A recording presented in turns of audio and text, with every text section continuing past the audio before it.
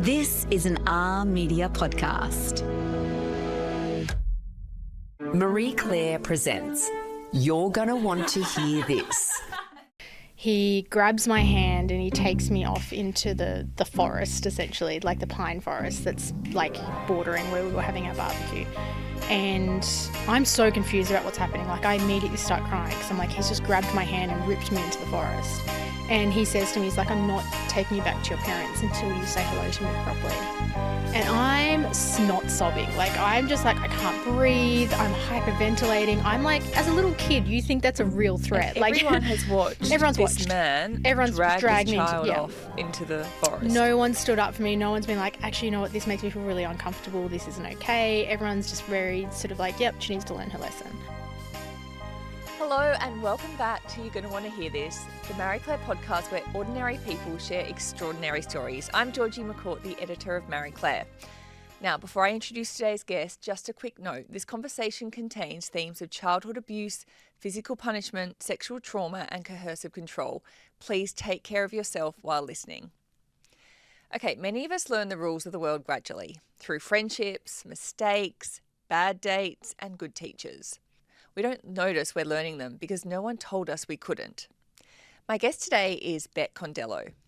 Bek grew up inside the Geelong Revival Centre, a high-control religious group where the pastor's authority reached into every corner of life. Who you married, where you worked, even whether you were allowed to ask a question. Her memoir, Can You Handle a Girl Like Me?, is all about what it cost her to grow up inside that world, and about the strange, disorientating, and sometimes exhilarating work of rebuilding a life when you're effectively starting from scratch as an adult. Let's meet Bek Condello. Bek, your memoir begins with a childhood that is shaped by fear, obedience, and control. Looking back now, when do you think you first realised that what you were experiencing was not a normal family life, but something a lot more damaging? I don't think there was one moment in my entire 30 years of my life that I really fully realised it. Like, I think it was when I was writing my book. Like, I had all these, like, moments where I was like, oh, my God, like, that's what that was. I don't think... Wow, only when you were writing your book? Yeah, I don't think, like... I think I maybe realised things were a bit weird or, like, it wasn't normal, but I don't think I really realised, you know, when I write in my book about the physical abuse that my parents, you know, I was like, oh, that was actually child abuse. Like, there were so many moments that I don't think I realised till I actually had to pull it out of my brain and, like, write it into words. Isn't that incredible? Yeah. And I guess your conditioning, you were brought up to believe what was happening was very normal and never to question it. Yeah, and you only know what you know. And I think that's why I think language is so important, because I didn't have the language for a lot of the things I experienced. So I don't think I could have even articulated what I was experiencing. Or anyone to talk to. You write that in Geelong Revival Centre, which we're going to talk about in more detail, curiosity itself was dangerous and that questions were often met with punishment, silence or shame. So tell me, how does growing up in an environment like that affect your ability to trust your own thoughts as an adult? I really didn't for a really long time, I think. And even now, I think I still have, you know, moments where I think, like, the years of, like, gaslighting, because really that's essentially what it is. Like, you're not really learning to trust yourself. You're believing an alternate reality that you don't really have any evidence or proof of. Any questions around it are, we'll just pray about it. And then later on in my marriage, in my early 20s, like, any sort of thoughts or feelings that I had were always sort of second guessed and questioned and pushed back onto me. And so it took me a really long time. And even now with my book coming out, I'm having these moments where I'm like, did I make all this up? Like, is this real? Like, and I know I haven't, but I still think some of that conditioning maybe might always be there. It's pretty hard to undo. I mean, adults spend their whole life trying to undo childhood trauma, and it informs so much of our behaviour. But let's take a step back, because I've read your book, which is brilliant, but for those who are listening and watching, what is the Geelong Revival Centre? Because you grew up in a cult, and but it wasn't like, you know, I think we have these visions of what a cult looks like and what it is, but it's not exactly what we expect it to be. What was the Geelong No. Revival Centre? And I almost think if it was a cult, like Handmaid's Tale or something like that, you'd immediately be able to pinpoint and be like, oh, yeah, I can see what that is, and you could explain it to other people and they would get it. For the most part, and I still believe that when it started in the late 70s, it was just a regular Christian church. Maybe it was a little controlling, but I think for the most part it was relatively healthy. And then I think as the years going on, like everyone just lived in their suburbs, wore modest but regular clothes. And that's the interesting thing as well, reading. You were living in a regular home. It's not like I picture a cult, you're all in white robes on a compound somewhere in the middle of nowhere and you don't go outside of the compound. Right. But that wasn't the case. You were living in a regular house, going to school for some of your life and then homeschooled for a bit of it. Yeah. And I think that's what makes it, confusing, because I think even it took me ages after I left to even call it a cult, because it was just like, it's just like a strict church, And that's kind of what it was, except that I think the difference between a church and a cult is that you're going to lose like your entire identity and family and community, and God's love and your parents' love is so dependent on whether you attend this church or not. And to the point that when I left 13 years ago, my mother hasn't spoken to me ever again and will probably never speak to me ever again. And I think that's the difference between a cult and, maybe just something that's a bit more strict and closed off. Yeah. That must be so painful. Yeah, it definitely is. I think, and I think no matter how old you are, I think you always especially need your mum. And even as a 40-year-old woman now, I feel very thankful that I've found other older women to fill that role for me, and have definitely far exceeded, I think, the love that my mum and safety that my mum ever gave me. So I feel very thankful for that. But yeah, I feel sad for her almost in a way too, because I think she's missing out on me in my life. And absolutely. Yeah. So it's almost a sadness for her. And there's so many moments that I think, I think my mum, when she joined the cult, she was only 19 and she was at university, and don't quote me on this, but I'm 99% sure she was studying literature or something at university, and she wanted to be a writer. I know that. And now I'm a writer with my own book coming out. I'm like, man, she'd be so proud of me. And she's not. Like, she's, in her mind, I've just done the ultimate, thing to her. Like, this would be something personal towards her that I've left. The ultimate betrayal. Yeah, yeah. What was the cult like? What did you do there? What do you remember about it? I mean, for all the bad that it was also a sense of community and belonging. And, we had to go to church every Wednesday and every Sunday. And when I got older, I'd go to youth group on Saturday night. But it was really like, if you tick all these boxes, you do all these things, you're going to be right with God. And I didn't get any medical attention until I was, in my 20s, never was vaccinated, never went to the doctors.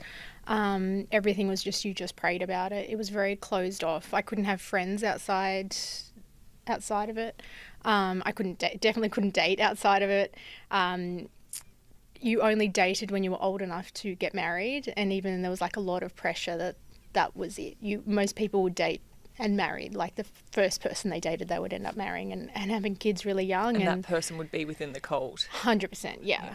And especially being a young girl growing up in the cult, my rights were even like more limited, I guess, and my opportunities, and no one once ever asked me what I wanted to be when I grew up, or what I liked or didn't like. No one cared, because my role was to be an obedient daughter and then become an obedient wife. And when I finally asked my parents, so being homeschooled had nothing to do with the cult. It had more to do with my parents. Most of the other kids did actually go to school. But I begged my parents to let me go to school when I was 10, because I just wanted to have friends. And I felt like that was my shot, I think, at having a little sort of access to the outside world, but yet I finished school at 16, because why would I need to go on and have a further education? Because I was just a girl. Like, I didn't need to be educated, because my role was just to be a wife and to have children, which there's nothing inherently wrong with either of those things, of course. But when you're told that's all you can be and all you can do, I knew I wanted so much more from my life than that. So you were homeschooled until you were 10, yeah. And that was just what your parents believed was better for you, so that outside ideas didn't come in, or what was their reasoning? Not really. My brother, who was 2 years older than me, was incredibly gifted, and he actually did go to school, I think, for like kindergarten and maybe grade 1. And he was already far ahead of the other kids in his grade, just super talented, could play multiple instruments, when he was a teenager, learnt multiple languages, that kind of thing. And my mum wanted the teachers to put him up a grade and they refused. And so she was like, well, I can do it better myself. And that was very typical of my mum, where she was very strong-minded and had strong opinions about things and did feel that her way was the right way.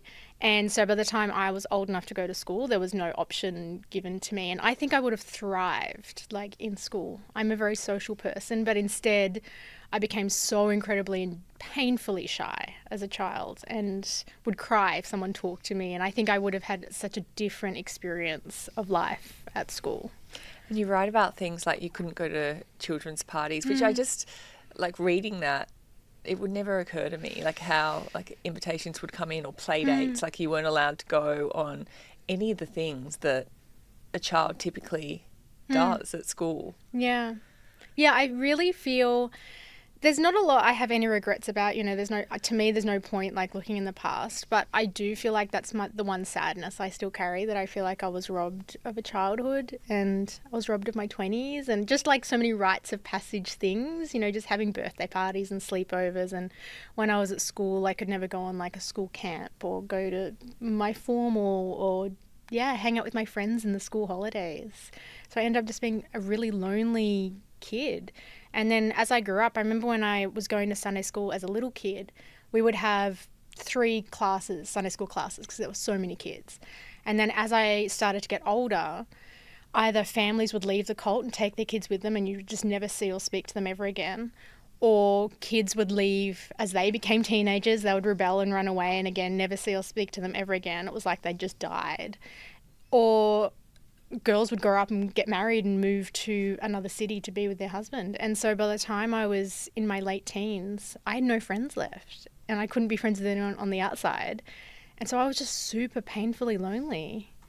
So I felt like I never really got to like try out makeup with my friends or, Just all the things, like the girly things, make up dances, play hide and seek, run around and just be silly and free. And I had little moments of that, I guess, with the other kids at church, but nothing that was like a super pervasive part of like my childhood, where it felt like, I've got my little girl group and I've got my, I bawled my eyes out during the Barbie movie because I was like, this was girlhood, like this is what I missed out on, like I'd never, sometimes there's so many moments now as an adult where I have it really like put in my face and what I've missed out on, because I don't know till I see it and then I'm like, oh, that's what I could add. That's what little girls and teenagers. And what about the role of punishment? Because I think some of the most heartbreaking parts of the book describe the physical punishment that you endured, including being forced to fetch the belt your father would use to beat you.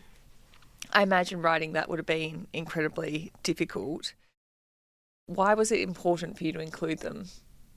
I think, I think because when I started writing this book, it wasn't to be published. Like, this was me waking up one day realising that I had no one left in my life to remember my life. And so I was like, if I don't write all this down, I'm going to forget all these things. And obviously that's not something I want to necessarily remember, but I think it just sort of came through that process of like pulling my story and my history out of myself. And it was also super cathartic. Yes, it was awful to write. And there were moments when I was writing it where I was like, oh, that's what that was. Like, that wasn't okay, because we just grew up and punishing and hitting children was so justified. And it was, there was a scripture they used to always quote, which was, train up a child in the way he should go, and when he's old, he will not depart from it. And that was what they always used to justify hitting children. And so the more you hit children, the more you were kind of guaranteeing their place in heaven. And anyone, what I found interesting, anyone could hit anyone's child. Yes. So, like, that is so shocking to me. Like, if a child was bad in church, another adult who was not that child's parent could bring them out and start hitting them. And it was so arbitrary. Like, I know on the Wednesday night when I was younger, we would have to, like, lie our sleeping bags out in, like, the, room next to where the adults would meet for the service. And even if you just sort of rustled too much or you're moving or you sort of were whispering to the kid next to you, like it was very often that what we would call like the sister or the woman who was taking care of us would come over and hit you for just being a kid. Yeah. What about in your own home? What did punishment look like in your own home? At home, it was super arbitrary. Like I don't think there's ever any justification for hitting children, obviously. But I think for me, it was very much based on my mother's moods. And I think she was a deeply unhappy person and she took a lot of her frustrations, especially out on me. My brother was a lot quieter than me. I was very curious and I was just a kid, and I would ask questions. I would just do dumb things, You're a kid. I was a kid. You're a kid, my God. Yeah, and so I was constantly just doing weird and dumb, and I was also a bored kid. And so sometimes I remember once I covered my entire body with Vaseline because I was just Great bored. idea. I was like, Very hydrating. But like there were just like things that I did that were probably just dumb kid things, and I would get hit for them. And it would be worse if I asked why I'd been hit. And for me, being very curious, I'd be like, okay, I want to learn so I don't do that again. Or I would lie just so I didn't get into trouble because I was like, well, I think that if I don't lie, I could get into trouble. But if I lie, maybe I won't. And so I never lied just to be a manipulative kid. I lied because I was terrified of getting hit. And it's so strange to me now to think, my dad used to walk around the house and close all the windows before he hit me so the neighbours wouldn't hear. And just to think, I had this moment when I was writing my book and I was like, but my mum would have heard that. Like she would have been in the other room hearing me screaming. And I'm not a mother, but I can't imagine as a mother how you could just... And know that you're the one who's asked for that to happen as well is just so bizarre to me. I can't even. Yeah. Like, yeah. It's child abuse. That's what it is. Like there's no way to sugarcoat it. That is child abuse. Yeah. And I think I'm not trying to justify what they did or why they did it, but I do definitely think that a lot of what happened in the cult was justified by that fear of God and thinking that they were doing the right thing. I think they genuinely in their own way all felt like they were doing the right thing. And that stemmed from the people in power who were controlling them and telling them what they could and couldn't do. And ultimately, if you didn't do that, you were at risk, your own soul was at risk and God would punish you and you might not make it to heaven. So you better do all the things that they're telling you to do. And that was one of them. So the pastor, he was also quite physical as well in terms of smacking and... Yeah. There's a part in the book where you have to greet him or you have to say hello and you were terrified of that. Can you talk me through that experience? Yeah. So I think I would have been about 7. And so I'm well and truly like a super shy girl by this point. Like I would cry if someone talked to me that I didn't know. And I was also just terrified of the pastors, especially. Like they held this like unquestionable authoritative power. And were they ever warm or were they always... There was like 1 or 2 of the pastors who, like in other cities, who were maybe like okay-ish, but mostly they were brutish men, just power hungry, not very cult friendly. Leaders. Yeah. Like that's... Yeah. And so I was terrified of them. I would try not to engage as much as I could and I would often try and avoid them. And one day we had arrived for the Sunday service and I went to go walk into the meeting hall and the pastor looked at me and said hello and I just said hello back. But I didn't use his full name. I didn't say hello, pastor, such and such. And immediately he took offence to that and thought it was disrespectful and that I should use his full name. My dad was right there and so immediately grabbed my hand, takes me into the kitchen and starts hitting me. And everyone's coming in and out of the kitchen, getting their stuff ready for lunch and, putting their bags in and just ignoring me, being hit and crying. And then it just became this ongoing saga for months after that where it was almost like that thing where it gave me so much anxiety that no matter how much I tried, I couldn't. So like every Sunday it was like, okay, you need to go over to him and you need to say hello. And they just saw it as a point of pride. Like no one looked at me and was like, oh, Bek's really anxious. Or, I feel like now you'd be like, how can we nurture and help our kid get over this? This is a point of pride. It was embarrassing my parents. It became this thing that then the whole cult would watch and just I could feel everyone watching me as I would walk up to him and it's terrifying. Like, I was already terrified of him, but then like knowing, young yeah, I was little. And so then I remember one day we had a barbecue all together, and all of a sudden I feel like there must have been some discussion, obviously, that I wasn't privy to, and my parents probably knew what was going to happen. He grabs my hand and he takes me off into the forest, essentially, like the pine forest that's like bordering where we were having our barbecue. And I'm so confused about what's happening. Like, I immediately start crying because I'm like, he's just grabbed my hand and ripped me into the forest. And he says to me, he's like, I'm not taking you back to your parents until you say hello to me properly.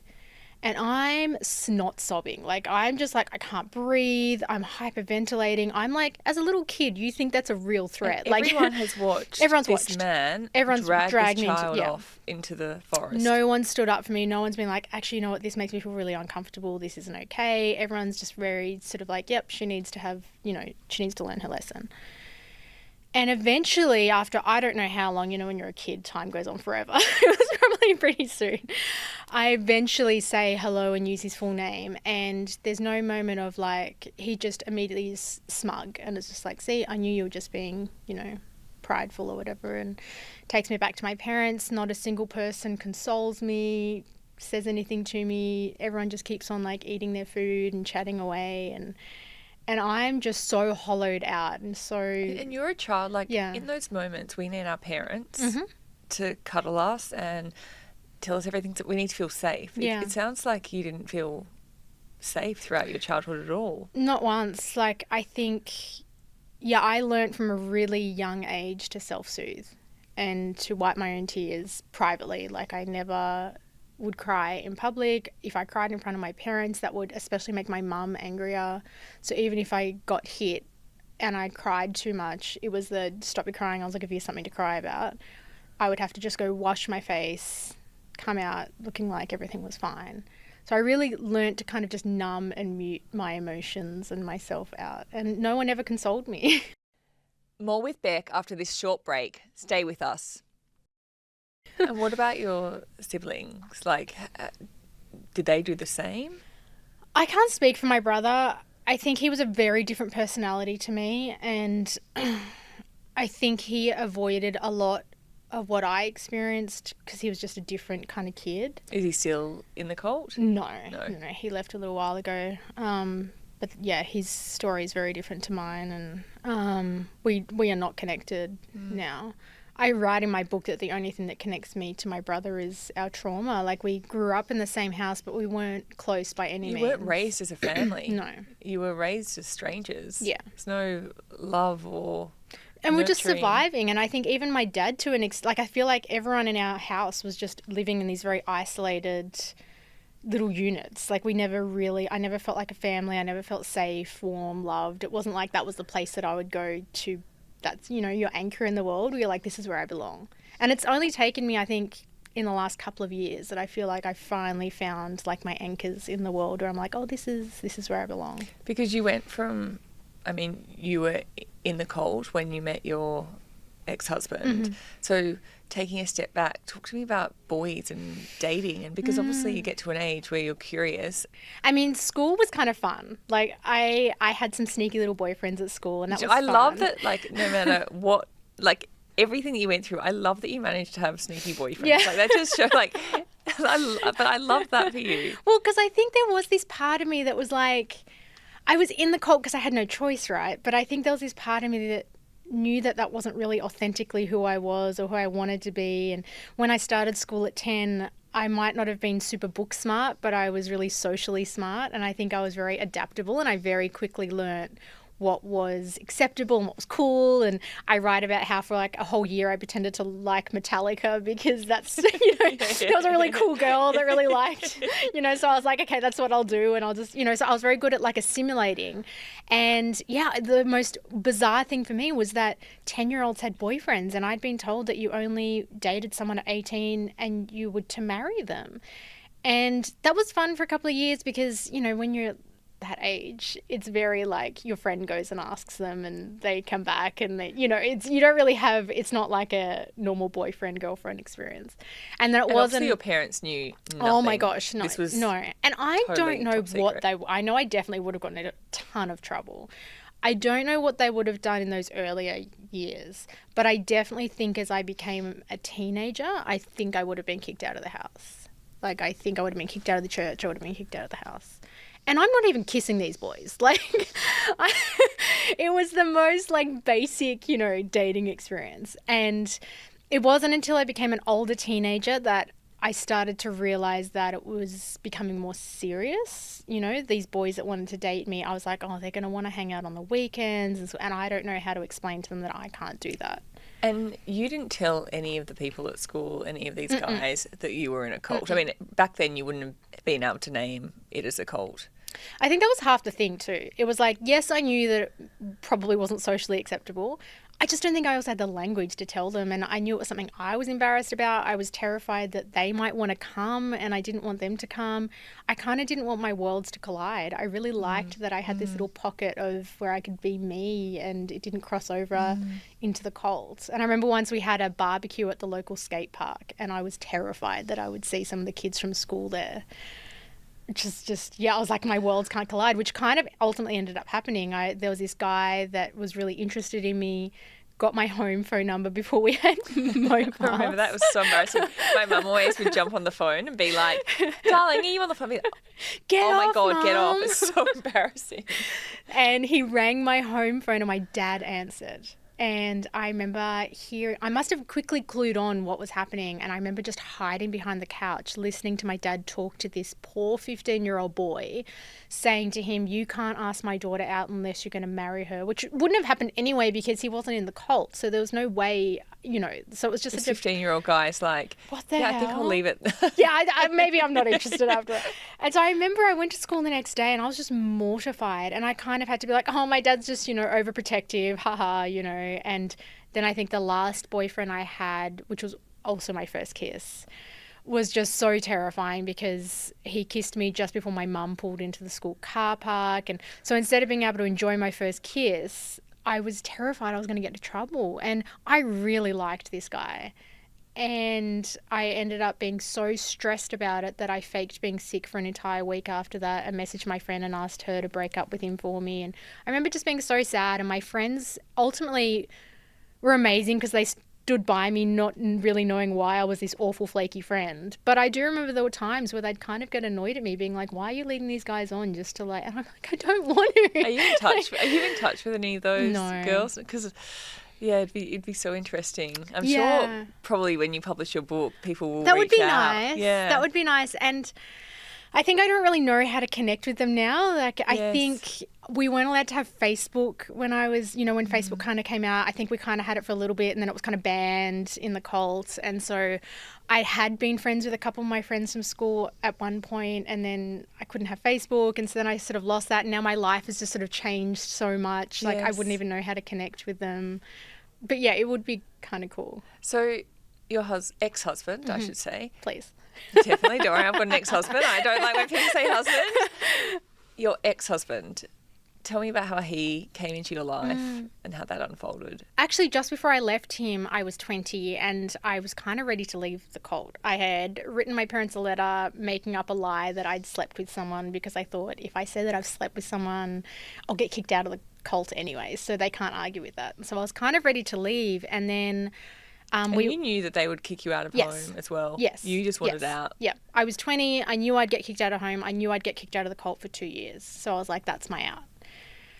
So I'd written them this letter. I hadn't given it to them yet. And then I had already booked tickets. We would have these end of year church camps in different states because it was sort of scattered all over Australia. So I had gone away for the church camp. And so the idea was I'd go away and then I would come back, give my parents the letter, leave. I was just so lonely by that point. Like, I was just really desperately lonely. I couldn't wait to get out from underneath my parents. Like, I was... And you'd left school at 16, so that's 4 years. Yeah. Of working full time, my parents would get me to pay rent to live at home. And, like, there was just... Yeah, I had no help from my parents to thrive or get into my life. You know, I was paying rent. I had to buy my first car on my own. I had to save up to get my own wisdom teeth taken out. You know, it's just... My parents were not the nurturing... Like, they just... It never felt like they wanted the best for me. It was, like, very much like... Mine. I think generally without all of that, at a 20-year-old, you just want to go live your life. Yeah. You want to figure out who you are Yes. independent of your parents. And I couldn't do that. I was in the cult. I had my parents and So you're still going to church Yep. multiple times a week. So Yep. you're still very involved in the cult. I was involved, but I think I was involved as much as I had to be involved, you know? I think deep down I still had this fear that what if they were right? You know, what if God did exist? What if he was going to return to earth one day and I was what if I left and I messed up and then I was like, damn, I should have stayed in that college.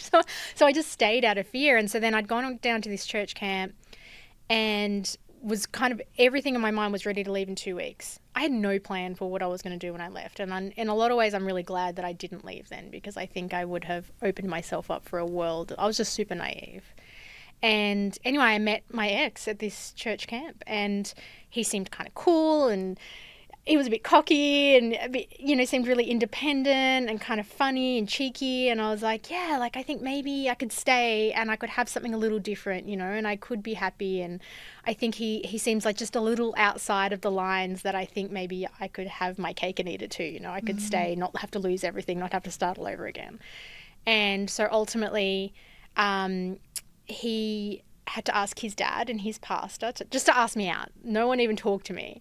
And we couldn't even really talk to each other even prior to officially dating. There was no hey, can I just take you on a date and just see what the vibe is? It was kind of just you had to kind of just know that you were mutually interested, but you couldn't really have any conversations. Wow. And so, yeah, then he had to ask his dad, his pastor, my dad, my pastor, 4 men who knew really nothing about me. To go on a date with you. To ask me out officially. At the age of 20. Yep. Yep. And then it got to me, and then it was by that point, I'd actually already had 2 boyfriends within the cult, and that was really unheard of. Most people would date and marry the first person. And so I remember the pastor took me aside, and he was basically like, you've got to marry this guy. And so I felt that pressure, but I also just I wanted so desperately to get away from my parents. And so he kind of just stood for freedom. And I was like, okay, I think so I just kind of went all in. I didn't know who I was. So if you don't know who you are, how do you even know what you want out of a marriage or a relationship? Or I had no sense of self or identity. My parents had made sure of that. The cult had made sure of that. And unfortunately, what I thought was my freedom was going into just another form of exactly everything I'd grown up with. Because you got engaged after 5 dates, was it? I worked out that we hung out 7 weekends in total before we got married.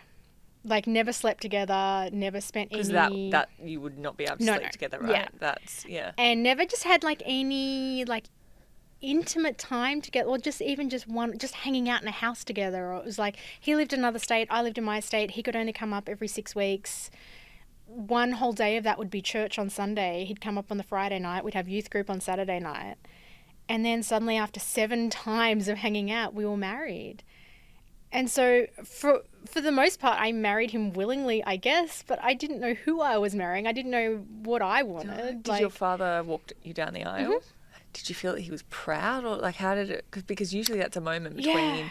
I remember when I was daughter and in father that's special, but I can't imagine your father would be very warm. Or... I mean, he wasn't. He was very emotionally devoid. And I remember, I don't know why I didn't write this in the book, but I remember I was in the car on the way to the ceremony, and I reached out and held my dad's hand because I felt oh, this is a nice. Of course you do. It's a moment. But it felt so awkward, and I was just kind of But then once I'd done it, I kind of had to maintain. Yeah, then you're it's just I was this oh no, awkwardness this of is holding hands. There was just no moment. There was no oh yeah, it was what happened. It wasn't, yeah, and I didn't know what I wanted, and it wasn't unfortunately until I got married and I very quickly, I think, realised oh no. So what is it like being intimate for the first time? Can you share that experience? Yeah. So I was super nervous anyway, obviously. Of course. And I don't know now, but even if I got married now, I don't know that I'd want to have sex on the first, on the night of my wedding. I feel I'd be I'm first time. So tired. I just want to go to bed. No, you got to do a test run. And I mean, think. Right. And growing up, it was sex was so taboo. I remember when my mum gave me the sex talk, and it was this book that all the women in the cult had handed around. It was called Where Do I Come From? I think it was a 70s. Yeah. And all the penises had been blacked out with a Sharpie. So I just had like It's kind of key to sex. Like you got to learn about that. I need to see what the other bits look like. And just like no conversation around pleasure or foreplay or, you know, sometimes you're in the mood, sometimes you're not, or like using lubrication or other things that you can do. Like none of that. It was just expected that on your wedding night you would have sex. And neither of us knew what we were doing. I remember... So he was a virgin. He was a virgin too. Yeah. I remember I tried to use a tampon in my early teens and couldn't do it. And so I think I also had this fear that I was like, oh, I couldn't get the tampon in. I wonder if I'm going to be able to have sex. And your mum obviously didn't talk to you about tampons or periods or... No. I remember when I got my period, I was 11 and my mum basically took me to the grocery store and was like, pick what you want. And I picked the Libra, you know, like it was like the most colourful package. Yes, I picked it because it was like a pretty package. It's no crazy idea. to me how mother could not teach her daughter about periods and things like that. And I mean, I know maybe a lot of mums also forget to teach their daughters, even when it comes to sex, about pleasure and like whatever. But I just think I had no idea what to expect when it came to sex. And so we immediately try to have sex. I'm probably also not particularly turned on or whatever because I'm nervous. Yeah. Try to have sex, doesn't happen. It feels like... The only way I can describe it is just like imagine you had like a really thick hymen or something. And it felt impenetrable. Yeah. Like it was painful. Yep. It just felt like it wouldn't go in. Yep. So I immediately start feeling really anxious because it's like, oh, this is my worst fear confirmed. Like I can't have sex. And I'm supposed to have sex on my wedding night. Supposed to have sex on my wedding night. I can't do it. Can't also talk to anyone about it. Don't have a doctor or a psychologist that I can go to and talk about this. I don't even know what this is. Google wasn't really a thing back then. So it's just like, I'm the only person in the world that has this. And for the first, you know, maybe few months, my ex was really like, you know, let's work on this together, like we'll figure it out. But then over time, I think as other areas of our marriage started to kind of sour, that really became a cause of contention. And obviously then when your marriage isn't great, you don't really feel like having sex either. So I think had it been a more loving, nurturing relationship, I think we possibly could have got to a point where I would have been able to have sex. And so this went on for 10 years of the entire 10 years of our marriage, that we couldn't have sex. And I ended up resenting my own body. I was told you need to fix yourself. Like I just constantly felt this pressure and felt pressured into doing other things to sexually, you know, pleasure him. Yes. Which brought me no pleasure. Yes. And then it wasn't till I actually left him that I went to therapy and I went and saw a gynecologist and found out I had vaginismus, which a lot of women who've experienced sexual assaults or traumatic births, you know, often get. And thankfully... Like if someone had just spoken to you about it. But also if you had been in a loving relationship as well. Yes. And that... Yeah. So all the... And to be fair, I can't put all the blame on him either. I mean, I think he only knew what he knew as well. I definitely think he could have handled it a million times better. I don't think I was ever asked how I felt about it or how ashamed or embarrassed or resentful I felt of my own body, that it was just like I just couldn't get my body to work. Like I was like, I'm broken. Yes. And again, thinking that I'm the only person in the world that has this thing and there's something wrong with me. And then I think for a while, I think maybe he thought that I was like a lesbian. I think then I was very confused about my sexuality as well, because then sometimes I would watch porn by myself and I'd maybe sometimes like lean towards lesbian porn because I was just like, I was so confused. But you're and exploring I was like, and you're curious. And these are all things that you hadn't been able to do in your life and no one's spoken to you about. And, you know, they're things that you talk about with your girlfriends or... Totally. Yeah, I think if I'd talked to some of my girlfriends, they'd be like, oh, yeah, I've also experienced that, or my friend had that, or... But I didn't have any of that. I was in this little bubble and there was not a soul I could have spoken to about it. And so I just felt so much shame and resentment towards my own body. Which then, I guess, like when I finally left him, I kind of went down another trajectory of like... I think over-exploring my sexuality. No, that's the time. I definitely made sure I made up for lost time. Like, but I've got a lot of work to do. But I think it also led me to some really like unfortunate sexual experiences, because I think then all of a sudden I learned that I felt like a lot of my worth came from my body and what I could do. It was like, oh, now I can finally have sex. Now people are going to want me. And then I think I used that in another way to then get people to love me. But also, like I said earlier in our conversation, we're still unravelling all the childhood trauma, like all adults. Yes. You were in a cult in an exceptional situation. Like there's so much unravelling which continues on throughout your life. So 10 years with your ex, what gave you the courage to finally leave? I turned 30. And I mean, I had been so unhappy for years, but I think I hadn't had this real catalyst. Like we'd left the cult when I was 27, and that had been really traumatic, and he had not supported me. He had kind of ultimately created the scenario in which I ended up leaving first, and it was a situation that he had created and then kind of dumped me in it and left, stayed in the church for another 6 months after that. And so that had kind of been that sort of final betrayal for me, that I felt like that bridge could never be crossed again, and he could never accept what he'd done, and that he'd created this scenario that I just felt so ultimately betrayed and abandoned by him. And 3 years later, coming up to my 30th birthday, I thought I had sleep apnea because I was waking up in the middle of the night. And so it had been 3 years out of the cult. I'd started to study and make friends and make a career for myself, and I wanted to start experiencing life. I was like, we're not in the cult anymore. We've lost everything. We've lost our families, lost everything. So you did have that in common in that you both wanted out of the cult. Yes. So that was yeah. Was that a discussion for a long, long time? It was only for a year before we left. He had actually instigated the conversation through a conversation he'd had with someone he'd had to do some work for outside of the cult. And I remember when he initially brought it up, I was like, no, don't go there. I don't want to go to hell. I don't necessarily think the cult's great, but I'm scared of going to hell. And then for about a year... So you had that real... of course you had that real fear in you because it was drilled into you from a young age. You genuinely thought you're going to hell. Yeah. And... I mean, I'd been told that from a baby. Yeah, of course. So, of course, that's what you've been. And I think by that point, I was like, maybe it's not real, but I just didn't have enough evidence either way to know. And so I was like, I'd rather just play it safe than what if I leave and I'm tormented for the rest of my life, that any day God could return and I might burn in hell.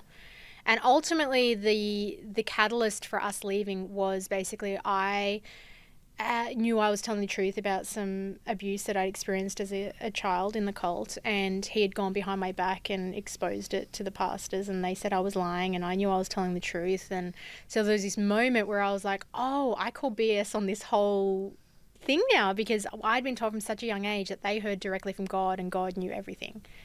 So I was like, if I know I'm telling the truth, God knows everything, and you hear directly from God, there's something broken here. And so that was kind of when we left at 27. I left first. He ultimately stayed for another 6 months because he started to basically doubt that I was telling the truth.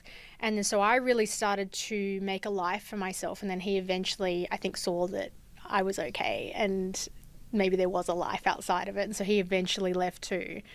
And they wouldn't have approved of him still being in the cult and you not being in the cult. That would have caused huge controversy, I imagine. I think at some point, they had said, you need to cut her off from your shared bank account. He was staying at his parents' house.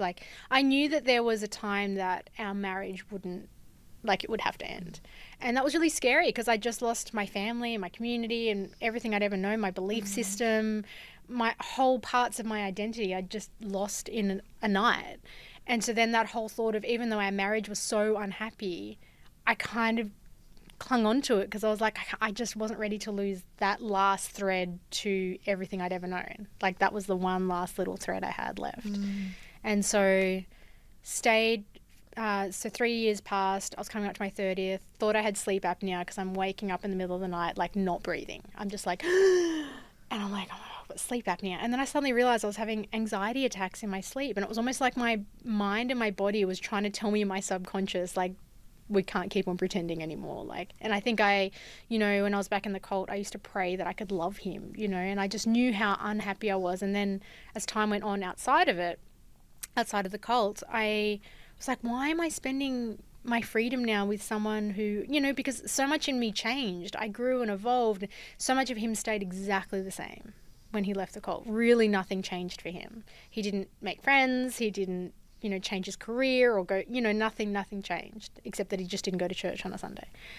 And so at my 30th, I was like, something has to change. And so for the next two years, I very consistently was like, I'm not happy. Something has to give. He actually, ironically, in the last 2 years became the husband that I wished that he'd always been. But by then it was way too late. And it really just felt suffocating. I'd learned to live without that. And you didn't want a life with him. I didn't want a life with him. And ultimately, I didn't want to be married. Like, I never really wanted to be married young. I never wanted to have kids. Like, thankfully, I had vaginismus in a way, because we would have had kids and I felt like I would have been stuck to him. I wanted to go travel. I wanted to go make friends. Isn't that, when you point that out, it's so interesting, because you would have had probably multiple children. Yeah.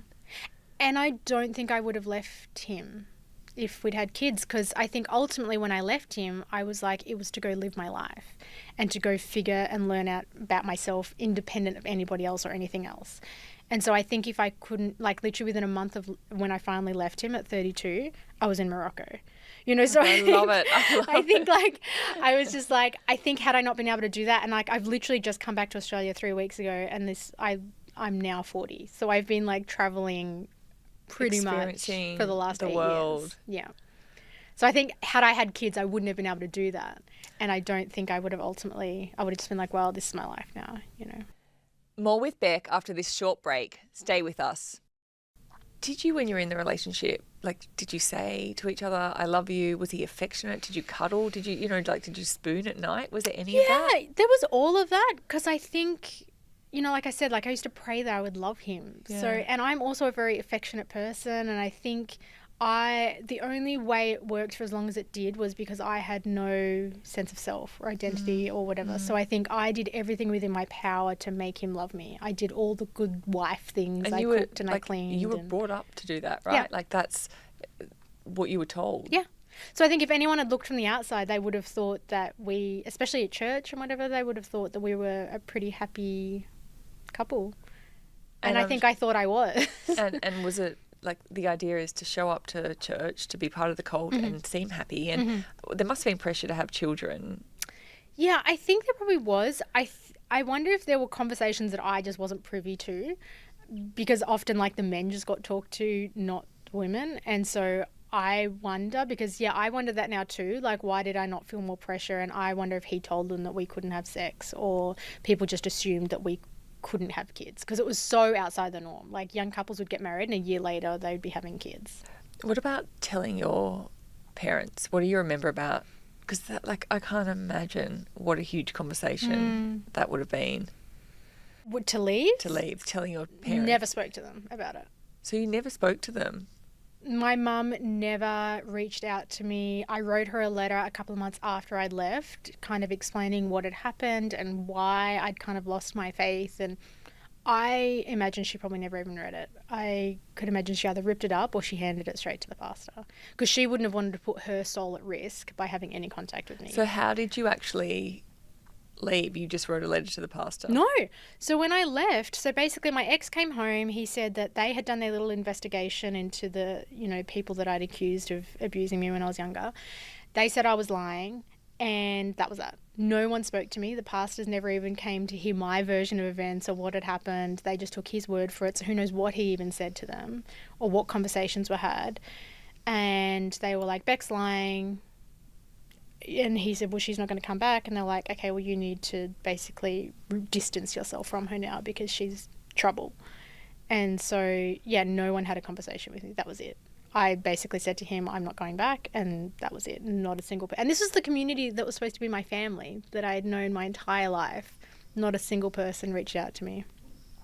There has been a lot of people have come forward about abuse at the Geelong Revival Centre. Can you explain to our listeners and those who are watching what has come forward about the abuse that happened there?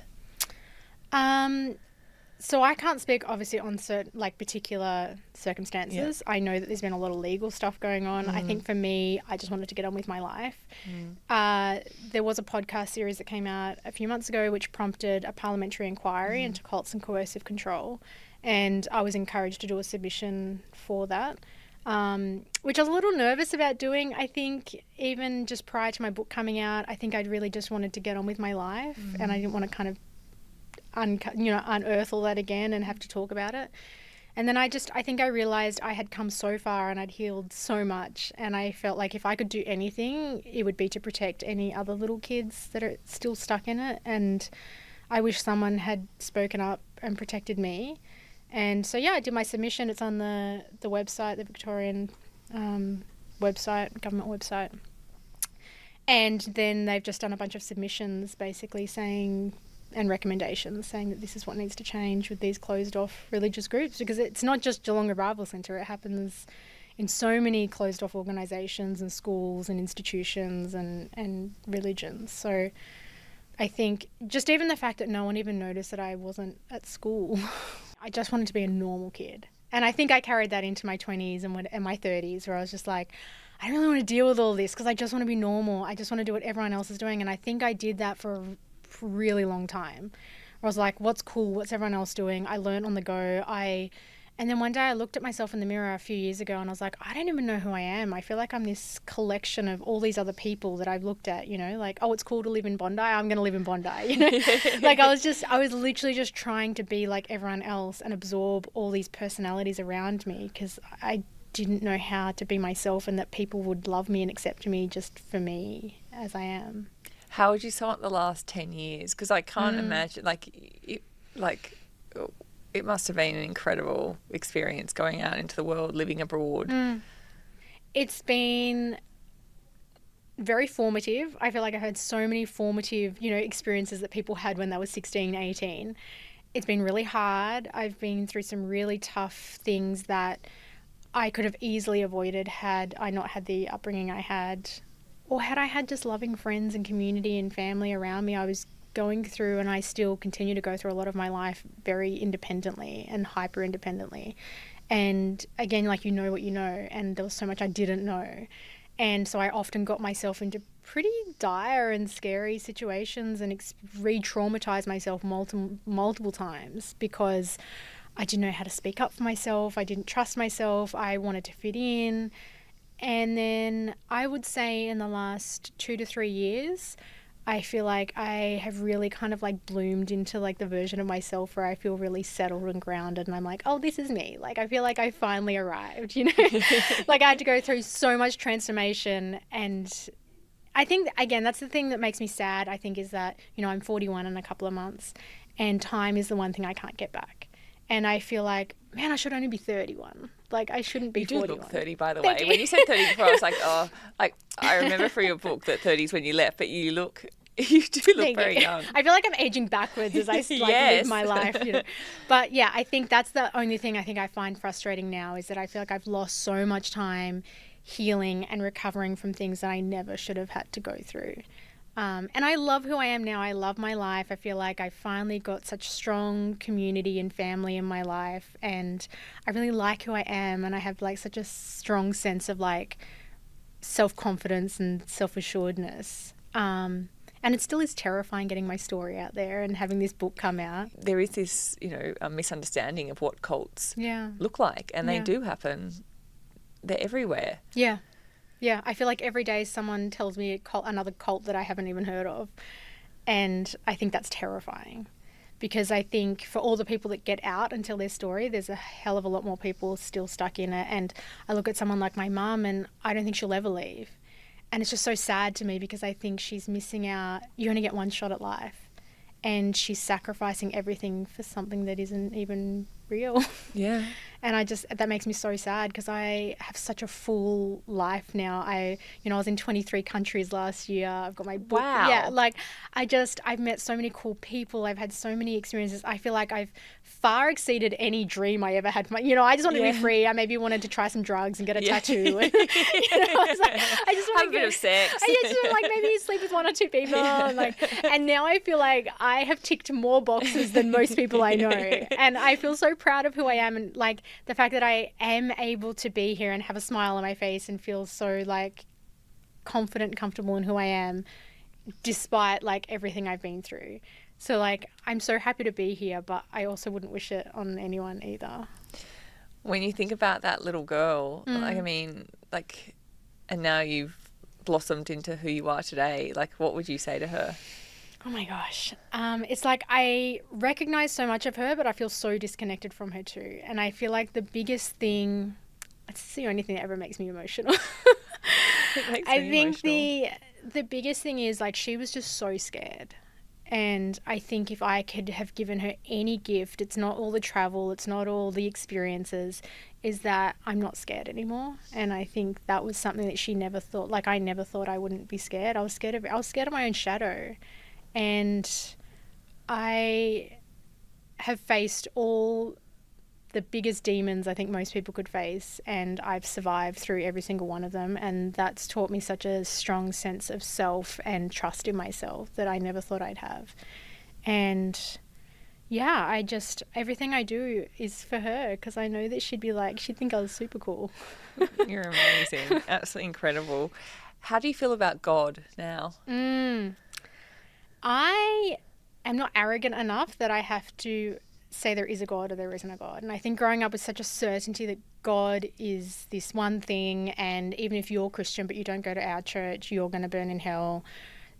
My life was so binary that I just don't think that I need that. I don't personally pray anymore. I don't personally necessarily think there's some guy up in the clouds. But I also don't know, and I don't care. Like, I do think that I believe in karma. I believe in being a good person. I believe that sometimes things happen in life that are unexplainable, and I'm okay with all of those things. And until someone can prove or disprove otherwise, I think that's half the incredible thing about being human, is that we can hold multiple things at once. And I think you really lock yourself into a really narrow box when you just you have to define everything, you have to pin everything down. And I think there's so much extremism in religion, and that's where I think it turns problematic. Like, I don't necessarily believe there is God or there isn't a God, but I do believe in being a good person. Yes. And that's the good part for me of all religions. Yep. The parts where it tells you to be a good person and to be human and to be kind. Yes. But it's when that extremism comes into play that I think it turns sour. Well, and the funny thing is, I actually didn't grow up with any of those nice parts of Christianity. Yeah. Like, I remember I was 19 and I registered to do the 40-hour famine, and it was oh no, we don't do that. Like, the starving kids in Africa need the word of God. They don't need our money. So we weren't... I'd argue that they need a little bit of money as well. So we weren't generous and kind and compassionate and loving and safe. And, God was this very vengeful, all-knowing, foreboding thing. It wasn't... we didn't have all the nicer aspects of Christianity. So it's I don't even know if anything that I grew up with actually had anything to do with God. So I don't think that I'm an expert at all when it comes to God. I mean, you grew up with extremism and... arrogant, dominant men yes, telling you how you should live your life. I think it had everything to do with men wanting to be in control and using the Bible as a weapon and this unknown thing of God to control people and to have unquestionable power, which is so dangerous. So incredibly dangerous. My last question, the name of this podcast is You're Going to Want to Hear This. So what is one message that you want our listeners or our viewers to hear? I really want people to be brave with their life. And that's actually the last line of my book, is be brave. Because I think that so many people live lives where they're just so afraid of failing, of being judged, of what other people might think. And I think the most liberating thing I've done for myself is to live a life that feels really good for me. And it hasn't always... most of the time, actually, no one's really understood me, and no one's had my experience. So no one could ever understand why I live the life I do. And if I died tomorrow, I would very happily be yep, I did all the things I wanted to do. So I feel it's to be brave. You've had an epic decade, so I'm bring on your 40s. I feel I know. I'm really excited, actually. I'm 44, I have to say. I think the 40s are pretty fun. So. I agree. I feel especially as a woman, I feel you really come into this place of confidence, and you find your style, and you've got really good girlfriends around you. Yes. And I fully agree that your 40s are And I think the great... the exciting thing is, hopefully, if we're lucky, there's so much living to do. So it's you had this experience as a child and then in your 20s, but you've got your 40s, your 50s, your 60s. There's so much living to do, and I think that's very exciting. I always think it's when you travel in your 20s or your late teens, not that I did, but and you're staying in all these dodgy backpackers, and very you're kind dodgy. of broke, and you're buying cheap beers, and but then when you travel in your 30s or 40s, you've got adult money. And I feel like that's what your 40s becomes. You've got adult money. It's so much better than the places I used to stay at. Yeah. It's not the dodgy backpackers anymore. I used to eat tuna, canned tuna and canned corn when I backpacked around Europe in my 20s. That was like, sort of like what we ate because it was like cheap. Yeah. Now I go to restaurants and you get eat to proper enjoy food. a fancy restaurant in Tuscany. I feel like that's your 40s though. I feel like it's not about the money, but it's like, I know, I feel like you can enjoy your life a little more. You have all the things that you can have this really full, rich life. Yeah, absolutely. But yeah. Well, Bek, thank you so much. Thank you. Wow, that was Bek Condello. Her memoir, Can You Handle a Girl Like Me, is available mid-July and I cannot recommend it enough. I think what struck me most talking to Bek is that she is giving language to an experience that so many people have lived but never had the words for. For more stories of style and substance from Marie Claire, make sure to follow You're Gonna Want to Hear This on your favourite podcast app. And if you prefer to watch in high definition, you can subscribe to Marie Claire's YouTube channel. That way you'll never miss an episode. Thank you so much for listening and I'll see you next week.